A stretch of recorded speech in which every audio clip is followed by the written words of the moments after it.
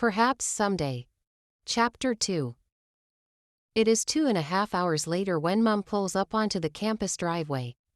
I stretch my legs and yawn before leaning my forehead against the window to get a look at the strange environment that surrounds me. The sinking feeling in my stomach returns full force. Bile rises in my throat, but I swallow hard and blow out some air. Mom worriedly stares at me. "Are you okay, princess?" I roll my eyes. "I am not a little girl anymore. You should stop calling me princess." She laughs. "You will forever be my little girl, Claudia. Let's get this over and done with. I am tired, I need to rest, plus you need to drive back home." We head up to the administration block, and after verifying my details, I am handed keys to my room. I will be sharing a room with a girl named Demi from South Africa, and from what we have been told, my roomie is already in school. We leave the administration block, and a couple of minutes later, Mom pulls next to the dormitories and parks the car. We step out of the car and grab my suitcases. Mom follows me behind as we navigate through the corridors. "What's the room number again?" I ask. She looks at the keys. "D35, she says. "Right over there," I say, pointing to a large D35 painted on the door. Finally. A minute later, we are standing in front of the dorm. Letting go of the suitcase, Mom opens the door and we walk in. I take a moment to study the room. There are 2 beds, one of them is already made up. There are 2 study desks and chairs too, a laptop and some books on one of the tables. My eyes travel to one side of the room, which is covered in posters and photos. "Not bad," Mom says. I shrug. "I guess this is my bed and side of the room. I would love to meet your roommate, just to be sure she is a decent human being." I laugh. "You are always too judgmental, Mom." "No, I am not. I always try to do what's best for you. When you have children, you will understand too."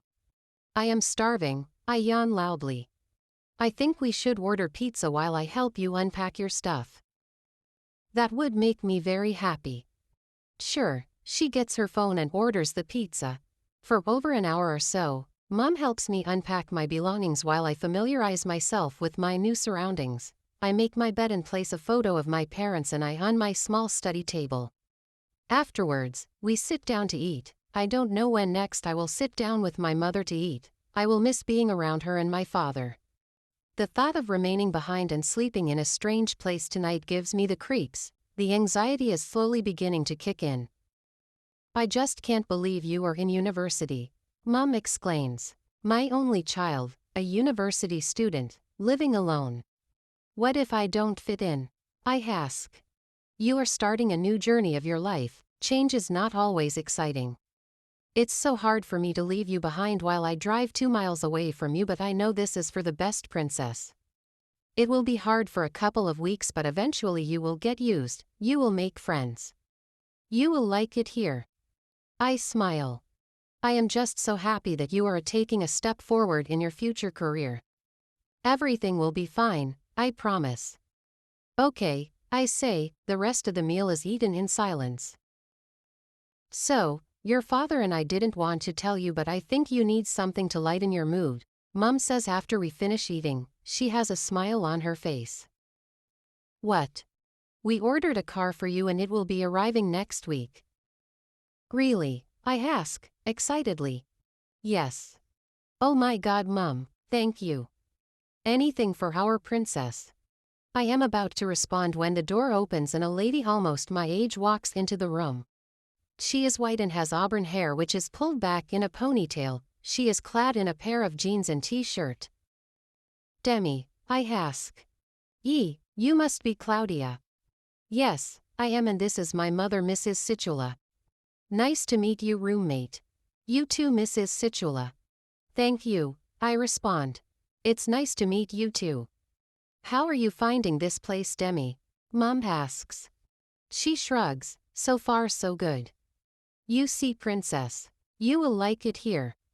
"Fingers crossed," I smile. Demi walks up to her bed, kicks her shoes off and gets on top of it. "Do you mind if I get your number, Demi?" Mom asks. "No, I don't," she responds and the two exchange numbers. 30 minutes later, after listening to my mother warn me against being friends with the wrong people on campus and parties, she finally decides it's time to leave. Pulling me into her arms, she holds me tightly and kisses my forehead. "I love you. I love you too," she says bye to Demi before we both exit the dorm and I walk her back to her car. This is it. Let's see what university life has to offer me.